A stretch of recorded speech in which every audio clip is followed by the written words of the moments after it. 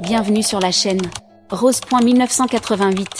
Likez, abonnez-vous à la chaîne pour ne pas manquer les histoires intéressantes. Mon patron, le fils de mon patron, m'a licencié dès qu'il a pris le contrôle de l'entreprise. Nous n'avons pas besoin de personnes paresseuses comme toi. Je me trouvais près de la machine à café, ajoutant un peu de lait d'avoine à mon mélange du matin, lorsque Ryan, le nouveau PDG et fils du fondateur de l'entreprise, est entré dans la salle de pause. Il ne m'a pas salué, il n'a même pas esquissé un sourire. Il m'a simplement regardé comme si j'étais un meuble. Il a décidé de me virer. « Lily, je dois te voir dans mon bureau tout de suite », a-t-il ordonné. Ce n'était pas une simple demande. Cela faisait presque 11 ans que je travaillais pour l'entreprise. Pendant tout ce temps, j'avais créé le département des services clients, négocié plus de 100 contrats et formé une grande partie de l'équipe qui se trouvait maintenant à l'extérieur de son bureau. Mais tout cela n'avait aucune importance pour Ryan. Son père, Monsieur Cole, avait bâti l'entreprise avec de la détermination et de la loyauté. Ryan, quant à lui, avait hérité du titre et semblait croire que cela lui donnait le droit de jouer au dieu. Je l'ai suivi, tentant de chasser la pression qui se faisait sentir dans ma poitrine. Il ne s'est même pas assis. « Tu es licencié », a-t-il dit d'une voix froide, sans émotion. « Nous n'avons pas besoin de gens comme toi, qui tirent cette entreprise vers le bas. » Au début, je n'ai pas réagi. J'ai cru qu'il plaisantait. « Pardon », ai-je demandé. « Tu m'as bien entendu », a-t-il répondu d'un ton détaché en feuilletant une pile de papier, comme s'il choisissait son déjeuner. « Tu peux récupérer tes affaires et partir, c'est immédiat. » Je suis resté là, abasourdi, le cœur battant fort. Je voulais crier, me défendre, demander des explications, mais au lieu de cela, j'ai esquissé un sourire calme, poli et contrôlé. « D'accord », ai-je dit. « Bonne journée, Ryan. » J'ai quitté son bureau la tête haute, mais à l'intérieur, je tremblais. Mes collègues m'ont regardé en passant, sentant qu'il y avait quelque chose qui clochait. Quelques-uns ont commencé à se lever, prêts à poser des questions, mais je leur ai fait signe de la tête pour leur dire de ne pas compliquer les choses. J'ai rangé mon bureau en silence, en rentrant chez moi, des souvenirs ont envahi mon esprit. 11 ans que je donnais à cette entreprise, plus de temps que je n'en avais consacré à ma propre famille.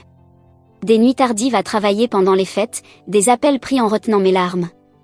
Après mon divorce, j'avais tout donné, et maintenant, j'étais mise à la porte comme si je n'étais rien. Mais je n'étais pas en colère. Pas encore. Ce qui m'intriguait, c'était la raison. Cette question m'a tourmentée toute la nuit. Je n'ai presque pas dormi. La manière dont Ryan avait annoncé la nouvelle, si assurée, si négligente, ne m'a pas laissé en paix. Le timing était étrange aussi. Nous étions sur le point de finaliser l'un des plus grands contrats de l'entreprise, un contrat que j'avais préparé pendant 6 mois. Je connaissais le client sur le bout des doigts. J'avais même organisé la réunion finale pour ce vendredi. Et maintenant, j'étais partie. Est-ce qu'il avait seulement consulté les détails du contrat? Le lendemain matin, juste après 9 heures, mon téléphone a vibré. Je ne reconnaissais pas le numéro. Je l'ai laissé sonner, incertaine de pouvoir encaisser un autre coup. Mais la curiosité a encore pris le dessus. « Lily, c'est Monsieur Cole », a dit la voix au bout du fil. La voix du véritable PDG, l'homme qui m'avait engagé 11 ans plus tôt, après un seul entretien. « Je viens d'arriver au bureau », a-t-il ajouté, la tension évidente dans sa voix. « Pourquoi diable as-tu tout emballé et quitté? Que s'est-il passé ?» J'ai hésité. « Ton fils m'a renvoyé. » Il y a eu un silence, puis un souffle profond. « Quoi ? » Hier, il m'a dit que j'étais paresseuse et que je n'étais plus utile. Il y eut une longue pause avant qu'il ne parle à nouveau, cette fois lentement, comme s'il essayait de rester calme. « Lily, a-t-il lu ton contrat ?» J'ai froncé les sourcils. « Que veux-tu dire ? Il doit finaliser l'accord Kingswell aujourd'hui, non ? » Oui, nous avions prévu de les rencontrer à 11 heures. Bon Dieu ! On entendait des papiers froissés en arrière-plan, puis un bruit sourd, comme s'il avait frappé son bureau. « Lily, ton contrat comporte une clause », a-t-il expliqué. Une clause que j'ai insisté pour ajouter après la dernière catastrophe d'acquisition. Tu n'es pas simplement responsable des comptes. Tu es la seule négociatrice autorisée pour l'accord Kingswell. Je suis resté figé. Il ne peut pas conclure l'accord sans toi, a continué Monsieur Cole. Pas légalement, pas éthiquement, ni même pratiquement. Cet accord va s'effondrer s'il essaie de le finaliser sans toi. Une prise de conscience brûlante s'est installée dans ma poitrine. Il ne l'avait pas lu. Ryan n'avait aucune idée de ce qu'il avait fait. Et à ce moment-là, quelque chose en moi a changé. La trahison faisait encore mal, mais désormais, je ressentais quelque chose de totalement différent. Le contrôle. Il avait appuyé sur la gâchette bien trop vite. Et maintenant, l'arme était pointée sur lui. Monsieur Cole raccrocha sans un mot de plus. Je pouvais ressentir sa colère à travers le silence qui suivit. Je restais immobile dans mon appartement. Le café refroidissant à côté de moi, fixant. Rien de particulier. Il ne savait pas. Son fils m'avait licencié sans même lire le contrat. Je me laissais tomber en arrière sur le canapé et laissais échapper un petit rire amer. Après 11 ans. C'était ainsi que ça se passait. Un homme gâté et impulsif, un garçon qui voulait jouer au PDG, prenait des décisions comme s'il s'agissait de mouvements dans un jeu vidéo. Mais les vraies entreprises ne réagissent pas après de mauvaises décisions. Et celle-ci allait bientôt la prendre à ses dépens. Je n'étais pas sûre de ce qui allait se passer ensuite. Une partie de moi voulait s'habiller. Et aller au bureau. Juste pour voir comment tout allait s'effondrer. Mais une autre partie, celle qui avait enduré des années de surcharge de travail sans reconnaissance, et avalé ma fierté plus de fois que je ne pouvais compter, voulait les laisser se brûler. Je n'eus pas à attendre longtemps. À 10 heures, je reçus un autre appel. Cette fois, c'était Ryan. Je laissai le message aller directement à la boîte vocale. Une minute plus tard, un autre appel. Celui-ci venait de la réception, puis du service juridique, puis de la comptabilité. Je fixai mon téléphone tandis qu'il vibrait sans arrêt, s'allumant comme un sapin de Noël. Je ne répondis à aucun d'entre eux. L'icône de la boîte vocale clignotait de manière incessante. Je la tapai pour l'ouvrir. Lily, salut. C'est Ryan. Sa voix était tendue. Écoute. Il y a eu un malentendu hier. J'ai peut-être agi trop vite. On a besoin de toi aujourd'hui, c'est urgent. S'il te plaît, appelle-moi. C'est urgent. Le mot tournait dans ma tête. Comme une bille dans un verre. Il n'avait pas dit pardon? Pas une seule fois. Pas même de manière corporative. C'était de la panique déguisée en politesse. Je pris une gorgée de mon café froid. Toujours immobile sur le canapé. À 10h32, mon téléphone vibra de nouveau. Cette fois, c'était un numéro que je n'avais pas enregistré depuis des années. Nicole, une ancienne collègue. Nous étions devenus proches à l'époque où elle était dans mon département. Avant qu'elle ne parte en marketing. Je pris l'appel. Lily. Tu ne vas pas croire ce qui se passe ici? Dit-elle, sa voix à peine audible. Et c'est moi. Eh bien, il s'est fait engueuler par son père. Devant tout le monde. La salle de réunion était pleine. Monsieur Cole est entré. Et il a claqué le contrat Kingswell sur la table. A haussé un sourcil. Il a apporté le contrat? Oh oui. Et il a posé une question. Tu l'as lu avant de renvoyer Lily? Et Ryan a essayé de bluffer. En parlant de changer de direction. Et de réévaluer les rôles. Mais Monsieur Cole n'a pas mordu à l'hameçon. Il tourna les pages jusqu'à la clause dont tu parlais tout le temps. Celle qui dit que tu es la seule négociatrice sur le compte Kingswell. Cette clause était là pour une raison. Je sais, tout le monde le sait, sauf Ryan. Elle marqua une pause. J'entendis des murmures de bureau en arrière-plan. Lily. Il était pâle. Pâle comme un fantôme. Il a réalisé qu'il était la raison pour laquelle Kingswell allait partir. Je soufflai lentement. Et qu'est-ce que Monsieur Cole a dit? Il lui a dit que si ce deal échouait, sa position ici deviendrait négociable. Je laissai échapper un souffle. Que je ne réalisais même pas que je retenais. C'était la première fissure dans l'armure de Ryan. Je ne sais pas ce que tu prévois, ajouta Nicole. Mais quoi qu'il en soit, tu as désormais l'avantage. Je terminai l'appel d'une douce « merci », puis me levai et regardai par la fenêtre. La skyline était calme, immobile. J'ai toujours trouvé du réconfort dans ça. La ville indifférente au chaos humain. Continuant comme d'habitude. À 11h15, un autre message arriva. Cette fois, de la part de Monsieur Cole lui-même. Lily. Je suis sincèrement désolée pour ce qui s'est passé. J'ai mal jugé la situation. Viens, pas juste pour l'accord, mais pour que nous puissions parler en privé. C'était tentant, mais je n'étais pas prête à simplement revenir. Comme si rien ne s'était passé, pas encore. L'erreur de Ryan n'était pas seulement une question de contrat. C'était une question de respect, de confiance. Et des années que j'avais données. Des années. Qui ne pouvaient pas être remplacées par un appel téléphonique paniqué. Et une place à une table de négociation.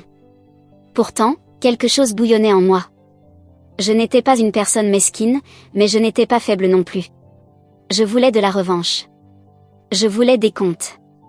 Je pris mon téléphone et répondis enfin. Pas par un appel, mais par un message. Je vais envisager de revenir pour finaliser l'accord Kingswell. Mais seulement sous une condition spécifique. J'aimerais parler directement à Monsieur Cole avant. J'appuyais sur « Envoyer ». Puis je me changeais et commençais à me préparer. Quand j'arrivais au bureau, il était un peu plus de midi. Je n'ai pas utilisé l'entrée des employés. Je suis passée par le hall principal comme une invitée. Un geste qui attirerait sans aucun doute l'attention. Tout le monde savait que j'avais été licenciée la veille. Mon retour maintenant était plus qu'un simple retour discret. C'était une déclaration. La réceptionniste se leva dès qu'elle me vit.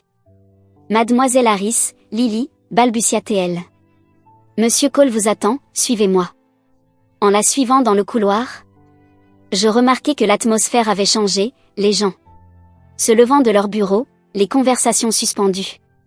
Il y avait une tension silencieuse, comme si le bâtiment lui-même retenait son souffle. Monsieur Cole se tenait à la porte de son bureau. Quand je suis arrivée, il ne souriait pas. Lily, dit-il en hochant la tête. Merci d'être venue. Je hochai la tête en retour, mais ne lui tendis pas la main. Il s'écarta, me laissant passer devant lui dans son bureau. Il y eut un moment de silence. Puis je m'assis en face de son immense bureau en chêne. Il ferma la porte derrière lui, s'appuya contre elle et laissa échapper un long soupir. J'ai fait une erreur, commença-t-il. Une grande erreur. J'ai donné trop de pouvoir à mon fils trop vite. Je voulais qu'il prouve sa valeur, mais je ne m'attendais pas à ce qu'il brûle les ponts. Avant même d'apprendre à les construire. Je restai silencieuse. Il s'assit, sa voix se fit plus douce. Ce qu'il t'a fait, c'était non professionnel. Manquant de respect, franchement. Cela a mis en péril un accord que nous avons mis 6 mois à sécuriser. Je hochai lentement la tête. Oui, ça l'a fait. J'ai relu le contrat ce matin. Chaque mot. Vous aviez une autonomie totale sur le compte Kingswell. Légalement, le client ne reconnaîtra personne d'autre comme représentant de l'entreprise durant les négociations. Cette clause a été mise en place après le fiasco de Steel Ridge. Je m'en souviens bien. Moi aussi, répondis-je calmement. C'était moi qui avais géré les conséquences. Ses yeux rencontrèrent les miens. Tu ne méritais pas ce qui s'est passé hier, dit-il. Et j'aimerais te proposer de revenir. Avec une autorité totale pour finaliser l'accord. Quelles que soient les conditions nécessaires, nous les accepterons. Il y avait de la sincérité dans sa voix, et du regret aussi, mais ce n'était pas seulement une question de deal. C'était une question de leadership, de responsabilité, de dignité. Je reviendrai, répondis-je. Mais je veux tout par écrit. Un contrat révisé, une autonomie claire sur Kingswell, et aucune ingérence de la part de Ryan. Il acquiesça immédiatement. C'est fait. Et une chose de plus, ajoutai-je, la voix ferme. Cela ne doit plus jamais se reproduire. Ni pour moi, ni pour quelqu'un d'autre. Un long silence suivit, puis il hocha lentement la tête, pensif. Je te donne ma parole. Je me levai. Dès que je sortis de son bureau, je vis Ryan au bout du couloir, les bras croisés, faisant semblant d'être en pleine conversation avec un jeune cadre. Mais ses yeux se fixèrent sur les miens dès que j'apparus. Je ne flanchis pas. Je ne détournai pas le regard. Je passai droit devant lui. Et je jure qu'à cet instant précis, je vis le moment exact où il comprit que son contrôle lui échappait. À 13 heures précises, la salle de réunion était prête. L'équipe de Kingswell venait d'arriver, et nous avions environ 30 minutes avant la réunion officielle. Je relus les documents une dernière fois, vérifiant tous les points que nous avions négociés précédemment. Le PDG de Kingswell, M. Saed, était un homme direct avec de bons instincts. Il accordait une grande importance à la confiance, et la moindre odeur de désorganisation interne le ferait fuir. Alors que je posais sur la table la traduction arabe des derniers termes du contrat, je remarquai Ryan, marchant nerveusement devant la salle de réunion en verre, tel un animal en cage. Monsieur Cole sortit pour l'intercepter. Leurs voix étouffées s'élevèrent rapidement, jusqu'à ce que la main de Monsieur Cole se lève, le faisant taire. Le visage de Ryan devint cramoisi. Il tourna la tête vers moi, mêlant rage et humiliation, avant de partir. Ce fut la dernière fois que je le vis ce jour-là. À 13h30 précise, Monsieur Saed entra avec ses aides. Je le saluai en arabe, et ses yeux s'illuminèrent. Il sourit, un geste rare de sa part. « Tu t'en souviens ?» dit-il chaleureusement. Le respect va loin. La réunion commença, et tout se passa parfaitement. 2 heures plus tard, nous nous serrâmes la main et signâmes l'accord. Après leur départ, Monsieur Cole s'approcha à nouveau de moi.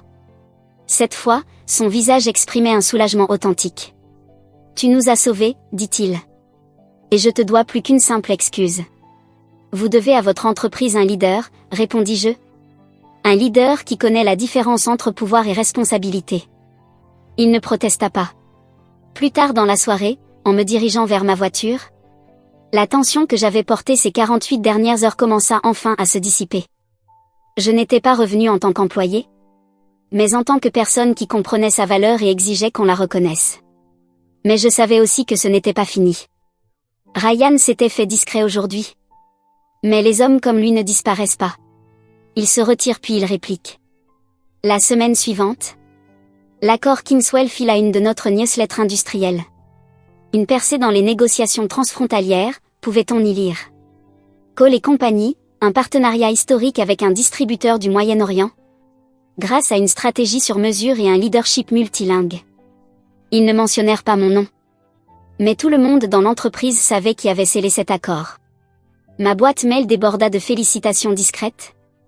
Des messages internes de collègues qui étaient restés silencieux durant la tempête. Certains venaient de jeunes que j'avais encadrés il y a des années. D'autres de managers qui, autrefois, m'ignoraient en réunion. Mais qui maintenant louaient mon leadership sous pression. J'appréciais leurs mots, mais je n'étais pas naïve. Je savais à quelle vitesse les gens changent de camp quand le vent tourne. L'ambiance au bureau s'était allégée. Des sourires et des rires étaient de retour. Dans la salle de pause, Monsieur Cole avait clairement fait savoir que Ryan ne participerait plus aux décisions stratégiques jusqu'à nouvel ordre. Et pourtant, je n'arrivais pas à me débarrasser du sentiment que quelque chose n'allait pas. Des petites choses commencèrent à se produire. D'abord, il y eut les rapports de dépenses. Le remboursement pour mon voyage à la réunion de Kingswell fut retardé. Puis, des documents que j'avais soumis pour approbation furent retournés sans être signés, sans explication. Ensuite, un email que je n'avais jamais envoyé, soi-disant. Mon adresse fut signalée par le service informatique. Il contenait des informations incorrectes sur le client et avait été transmis à un de nos partenaires étrangers. Heureusement, le partenaire était quelqu'un avec qui j'avais une bonne relation. Et il m'a contacté directement pour clarifier la situation. Mais l'erreur avait déjà semé le doute. Je le signalai à notre équipe interne de système, qui confirma qu'il n'y avait aucune trace de piratage extérieur. Le message avait bien été envoyé depuis l'intérieur de l'entreprise. C'est à ce moment-là que j'ai su que Ryan était derrière tout ça. Il n'essayait plus de me licencier. Cette approche avait échoué. Maintenant, il voulait me faire passer pour incompétente. Salir lentement ma réputation. Jusqu'à ce que je démissionne par frustration. Ou que quelqu'un d'autre me considère comme une charge. C'était du sabotage corporate classique. Et ce n'était pas la première fois que j'en étais témoin. Lors de mon premier job, juste après l'université, je travaillais sous la direction d'un directeur qui jouait exactement la même carte. Il ne te confrontait pas directement. Mais il coupait tes ressources. T'isolait des projets. Empoisonnait discrètement ton nom, jusqu'à ce que la seule option soit de disparaître. Mais je n'avais plus 22 ans. Je n'allais pas disparaître. Je documentais tout. Chaque email manqué, chaque erreur que je n'avais pas commise. Chaque retard. J'avais appris à la dure que les traces écrites sont plus puissantes que les émotions. Dans des environnements comme celui-ci. Je commençais même à utiliser un carnet privé. Notant les horaires, dates, les conversations, au cas où. Puis un après-midi. J'entendis quelque chose qui confirma mes soupçons. Je passais devant la salle de conférence. Quand j'entendis la voix de Ryan à l'intérieur. Trop forte pour une discussion privée. Elle est instable, dit-il. Depuis son retour, elle a été erratique, agressive. Je ne pense pas qu'elle soit apte à gérer des clients sous haute pression. Je m'arrêtai net. Je dis juste, continua-t-il. Peut-être devrions-nous commencer à réfléchir à la planification de la succession. Pour les services clients. Elle est clairement débordée. Une autre voix répondit, celle de quelqu'un que je ne reconnaissais pas. Un nouveau cadre, peut-être. Mais le deal Kingswell. Elle a réussi ça sous une pression énorme. Ryan ricana. Elle a eu de la chance. On ne peut pas diriger une entreprise sur la chance. Je restai figé quelques instants, avant de m'éloigner discrètement. Mon sang se glaça. Pas de peur, mais à cause de la froide précision de ses tactiques. Il plantait à nouveau des graines, empoisonnant lentement le puits. Ce soir-là, je restai tard au bureau. Il était silencieux, les couloirs faiblement éclairés. Je m'assis seul dans la salle de réunion vitrée, fixant les lumières de la ville, me demandant combien d'autres batailles je devrais mener. Juste pour continuer à faire mon travail. Puis une voix brisa le silence. Toujours là? Je levai les yeux, c'était Monsieur Cole. Je pourrais vous poser la même question, répondis-je. Il entra et posa un dossier sur la table. Voici votre contrat révisé, avec tout ce sur quoi nous nous sommes mis d'accord. Je l'ouvris, lus les termes. C'était solide. J'acquiesçai. J'ai également lancé un audit interne, ajouta-t-il. Trop de choses ont été mal classées ces derniers temps. Je le regardai soudainement. Il soutint mon regard. Je ne suis pas aveugle, Lily. Je sais que Ryan n'a pas fini. Pourquoi ne l'avez-vous pas arrêté, demandai-je. Il y eut une longue pause avant qu'il réponde. Parce que je voulais voir jusqu'où il irait. Sa voix était fatiguée, plus celle d'un père que d'un PDG. Dans ce moment, vous protégez l'entreprise, dis-je. Il secoua lentement la tête. J'essaie de protéger vous deux. Mais peut-être qu'il est trop tard pour l'un de vous. Je refermai le dossier. Je n'ai pas besoin de protection. J'ai besoin que vous décidiez. Du genre d'héritage que vous voulez laisser. Ses yeux s'attardèrent un instant sur les miens, avant qu'il ne tourne les talons et quitte la pièce. Et je savais qu'il y avait quelque chose de plus grand qui se préparait. Cette semaine-là, l'atmosphère au bureau était plus froide. Pas à cause de la météo, mais parce que l'air entre les gens avait changé. Les conversations se faisaient à voix basse. Quand je passais, certains employés me souriaient. D'autres évitaient carrément le contact visuel. L'audit interne avait commencé, et tout le monde le savait. Les gens étaient nerveux, et moi aussi. Je n'avais pas demandé à Monsieur Cole de lancer un audit. Mais au fond, je me sentais soulagée qu'il l'ait fait. J'avais besoin que la vérité soit mise à jour. Pas seulement pour moi, mais pour tous ceux qui avaient marché sur des œufs depuis que Ryan avait pris les rênes.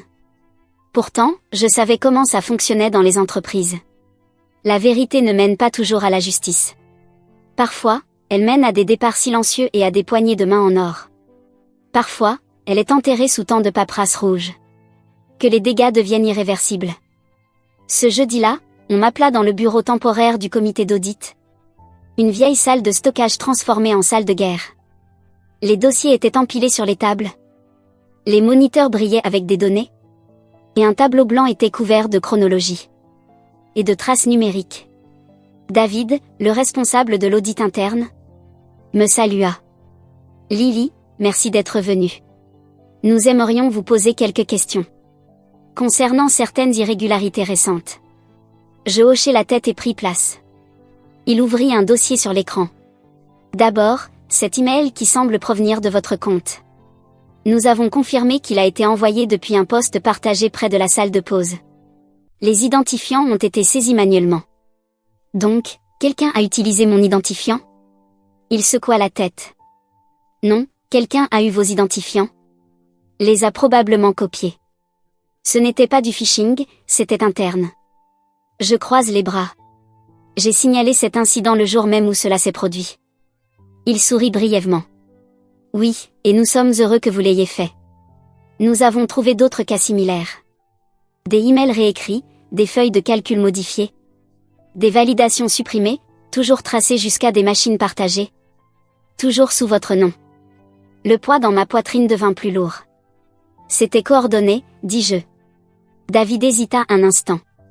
Oui, et nous avons restreint la liste des personnes ayant eu accès. Nous avons également remarqué des motifs inhabituels. Liés à la connexion du assistant exécutif de Ryan. Je restai immobile. Il continua prudemment. Nous n'accusons personne pour l'instant. Mais il y a un modèle clair. Un sabotage destiné à vous discréditer et probablement d'autres. Je serrai la mâchoire. Et maintenant, qu'est-ce qui se passe? Là où ça devient compliqué, répondit-il. Monsieur Cole nous a demandé de présenter nos conclusions directement à lui. Il a clairement dit qu'il voulait la vérité. Toute la vérité, sans filtre. Je hochai lentement la tête. Alors, je serai là. David leva les sourcils. Vous n'êtes pas obligé. Je serai là. Je répétai. Si cela doit ressortir, je veux regarder tout le monde dans les yeux. Il ne protesta pas. Cette nuit-là, je dormis à peine. Je n'arrêtais pas de penser aux autres qui étaient partis en silence. Durant l'année passée. Des employés talentueux dans la trentaine et la quarantaine, qui avaient simplement quitté l'entreprise sans un bruit. Des gens qui étaient autrefois considérés comme des étoiles montantes. Je pensais que c'était simplement du turnover. Maintenant, je me demandais. Combien d'entre eux avaient été discrètement éjectés par les manigances de Ryan. Je suis arrivé tôt dans la salle de réunion des cadres. Le lendemain matin. Monsieur Cole était déjà là. Fixant la fenêtre. Comme un homme attendant que la dernière carte tombe. David et deux autres auditeurs entrèrent. Puis Ryan arriva, 10 minutes en retard. Un air suffisant, téléphone en main. Aucune trace de souci sur son visage jusqu'à ce qu'il me voie. Il s'arrêta net à la porte. Elle n'est pas dans le comité d'audit. Monsieur Cole ne tourna même pas la tête. Elle est ici à ma demande. Ryan se déplaça nerveusement. Cela doit être confidentiel, interne. Alors vous auriez dû garder cela ainsi? Lorsque vous avez utilisé les ressources de l'entreprise pour fabriquer des emails? Dis-je, ma voix calme mais ferme. Ryan ricana. C'est ridicule. David intervint. Nous avons retracé plusieurs tentatives de connexion. Liées au compte de votre assistante? Toutes reliées à des irrégularités ciblant le travail de Lily. Il y a une chronologie claire. Le visage de Ryan commença à changer. Son air suffisant se fissure en point. Tu te fais des idées, elle est juste amère d'avoir été licenciée. Je le regardai droit dans les yeux. Tu ne m'as pas licencié, Ryan. Tu m'as saboté, et tu as failli faire échouer. Le plus gros contrat que cette entreprise ait signé depuis 5 ans. Finalement, Monsieur Cole tourna la tête vers nous. Je t'ai donné une chance, dit-il calmement. Je t'en ai donné plus d'une, et tu n'as fait que détruire les personnes qui essaient de construire quelque chose de concret ici. Le faux courage de Ryan se fissura. Ce n'est pas ce que tu crois. Non, coupa Monsieur Cole. C'est pire. Un lourd silence remplit la pièce. Puis Monsieur Cole se leva. Le conseil d'administration examinera ce rapport. En attendant, tu es suspendu avec effet immédiat. Ryan ouvrit la bouche pour protester. Mais aucun mot ne sortit. Il me regarda une dernière fois. Cette fois non pas avec rage, mais avec incrédulité. Comme s'il venait de réaliser que ses astuces habituelles ne pouvaient plus le sauver. Il sortit en silence. Je restai là. Monsieur Cole souffla, ses épaules s'affaissèrent. Je l'ai échoué, dit-il. En tant que leader, et peut-être aussi en tant que père. Je répondis doucement. On ne peut pas diriger quelqu'un qui refuse de grandir. Il acquiesça lentement. Mais tu peux diriger l'entreprise. Tu as encore ce choix. Il me regarda, puis hocha la tête. Et pour la première fois depuis le début de tout ça, je sentis le poids commencer à se soulever. 2 semaines s'étaient écoulées depuis la réunion de l'audit. Mais l'impact de ce matin-là résonnait encore dans chaque coin de l'immeuble. Ryan n'était pas revenu. Le sourire arrogant qu'il portait autrefois comme un insigne était désormais devenu le sujet des murmures dans les bureaux. Le conseil avait agi rapidement. Les preuves étaient trop solides, trop détaillées, trop accablantes pour être ignorées. Les emails falsifiés, les traces de connexion. La disparition inexpliquée de fichiers. La tentative de manipuler les plaintes auprès des ressources humaines. Tout cela sous la direction de Ryan. Ou par l'intermédiaire de personnes qui l'avaient manipulé. Lorsque le rapport final fut rendu public, il était clair que Ryan n'avait pas seulement essayé de me saboter. Il avait compromis l'intégrité même de l'entreprise. Sa suspension devint un licenciement. L'annonce officielle mentionnait des violations du code de déontologie. Et des manquements internes. Pas de poursuite judiciaire, pas de communiqué de presse, juste une sortie discrète. Par la porte de derrière de l'histoire de l'entreprise. Mais la nouvelle se répandit quand même. Je pensais que je me sentirais triomphante en entendant la nouvelle. Mais à la place, je me sentis calme. Pas victorieuse, juste stable. Comme si j'avais traversé la tempête. Et que maintenant, je pouvais enfin respirer. Quelques jours plus tard, Monsieur Cole m'appela dans son bureau. « Ferme la porte, dit-il. » Je le fis. Il s'assit à son bureau. Un dossier devant lui, mais il ne l'ouvrit pas tout de suite. J'ai passé beaucoup de temps à réfléchir à tout ce qui s'est passé, commença-t-il. Et à ce que je veux pour cette entreprise à l'avenir. Je ne dis rien et le laissai continuer. Tu as montré plus de leadership ces dernières semaines. Que la plupart des cadres ne le font au cours de toute une carrière. Tu as protégé notre plus gros contrat. Garde ton calme malgré l'humiliation publique. Et tu as fait face à des attaques personnelles avec professionnalisme. C'est ce genre de personne que je veux. Pour aider à diriger cette entreprise. Il poussa le dossier vers moi. À l'intérieur se trouvait une lettre de promotion. Directrice de la stratégie client. Un poste de cadre supérieur. Qui relevait directement de lui. Je levai les yeux, surprise. Je n'ai pas demandé ça. Je sais, dit-il. C'est pourquoi tu le mérites. Je marquai une pause, puis lui fis un petit signe de tête. Si j'accepte, je veux être clair sur ce que nous allons faire à l'avenir. Je ne veux pas simplement un titre. Je veux reconstruire cette culture de la bonne manière. Il sourit. C'est exactement ce que j'espérais que tu dises. Plus tard dans la soirée, alors que je m'assis seul dans mon nouveau bureau. Un bureau temporaire pendant que les rénovations se poursuivaient. Je fixais la plaque d'identité vide sur la porte. Pendant des années, j'avais arpenté ces couloirs, je me demandais si quelqu'un avait vraiment vu le travail que j'avais accompli. Les nuits tardives, les clients sauvés. Les urgences que j'avais gérées sans qu'aucun mot de reconnaissance ne vienne. Je pensais que rester silencieuse était la meilleure manière de maintenir la paix. De ne pas créer de friction. Mais ce silence avait failli me coûter tout. Ce n'était pas juste une question de contrat ou de poste. C'était une question de se rappeler que la confiance n'est pas de l'arrogance, et que le professionnalisme n'est pas de la faiblesse. J'avais été sous-estimée, ignorée, sabotée, mais je n'avais jamais été vaincue. Et je ne m'étais jamais laissée devenir amère dans le processus. Cela, pour moi, était la véritable victoire. Dans les semaines qui suivirent, je commençai à remodeler le département.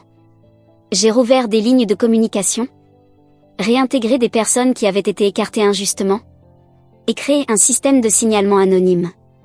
Pour que personne d'autre n'ait à craindre des représailles en prenant la parole. J'ai même pris le temps de m'occuper des jeunes employés, qui débutaient à peine, dont certains avaient été témoins de ce que j'avais traversé, et me demandaient discrètement comment je restais forte. Je leur ai dit la vérité. On ne choisit pas toujours ses batailles, leur ai-je dit, mais on peut décider qui l'on devient au milieu de celle-ci. Quant à Ryan, la dernière fois que j'ai entendu parler de lui, il passait des entretiens dans des entreprises plus petites en dehors de l'État. Mais sa réputation l'avait rattrapé. Certains disaient que Monsieur Cole avait tiré des ficelles pour s'assurer que son nom ne soit pas publiquement sali. Peut-être était-ce le dernier acte d'amour d'un père. Je ne l'ai pas demandé, je n'en avais pas besoin. Un après-midi, en traversant le bureau, je passais devant le mur vitré qui abritait autrefois la négociation avec Kingswell. Je m'arrêtai un instant, me souvenant de tout. Le sabotage, l'appel, la panique, puis la victoire finale. Ce seul contrat avait changé le cours de ma carrière. Mais le vrai tournant s'était produit le moment où j'avais souri à Ryan. Et quitté son bureau. Refusant de supplier. Ce fut le point de bascule. Non pas parce que j'avais abandonné, mais parce que je savais ce que j'étais capable de valoir. Et je refusais de laisser qui que ce soit, fils de patron ou non, m'enlever cela à nouveau.